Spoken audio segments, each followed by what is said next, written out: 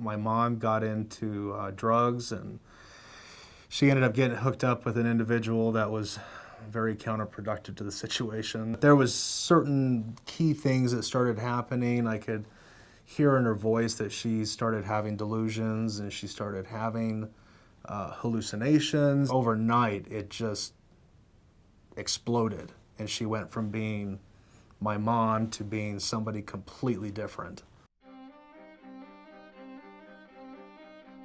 I guess the catalyst to this whole time here at Idaho Youth Ranch was my mother and her boyfriend had went down to a bar one night, and I can always tell when my mom was drinking. Her hair gets frizzy when she drinks.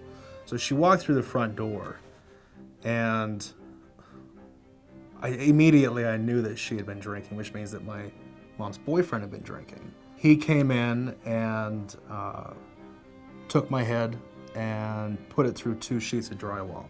I couldn't see, I couldn't hear. I was still conscious. I collapsed on the floor. He came into focus, and I realized that it was my mom's boyfriend screaming at me to get up. And, within an instant, like that fast, everything came back to me. Movement, feelings, adrenaline, fear, and I got up and ran. And I ran as fast as I could. I was thinking about killing myself.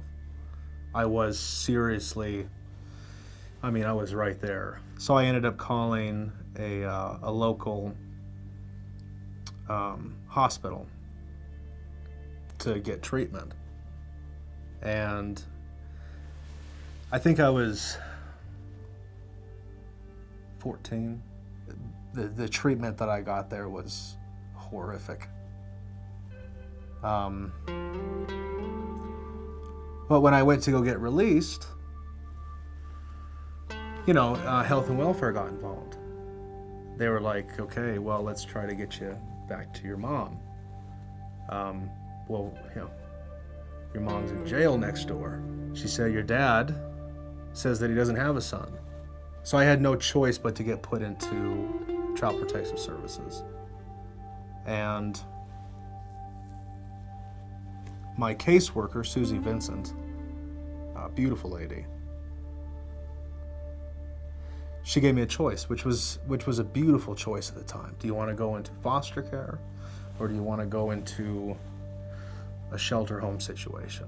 I said, I'll go to the shelter home. And she said, okay. She said, there's a place called Hayes Shelter Home. She said, they're involved with Idaho Youth Ranch, and at that point, I really didn't know Idaho Youth Ranch any other than the thrift stores. You know what I mean? I didn't know that they were involved in any type of child programs whatsoever. And from that point, I did everything that I could to benefit the situation. I interacted in groups. I did use the staff. I tried to help the other kids in the program. I absolutely gave everything that I had to Hayes Shelter Home because I understood that these people are not there to hurt me. I don't have to have my shell anymore. I don't have to have this protective layer. I can be vulnerable with them, and they're not going to take advantage of that. They're not going to attack me. A lot of times life seems as if it's too heavy, and your drive and your motivation, it deteriorates. But if you have somebody there to help you, to support you, to give you encouragement, to give you drive, or to facilitate your drive, there's no limit to what you can do. Absolutely none. And I learned that here. I learned that at Idaho Youth Ranch, that when all of those problems and situations were happening when I was a kid, they supported me. They showed interest in what I could do. They gave me a good support system, and that's carried all the way through till today. And I have full faith that it'll carry the rest of my life. I mean, I've made lifelong relationships here.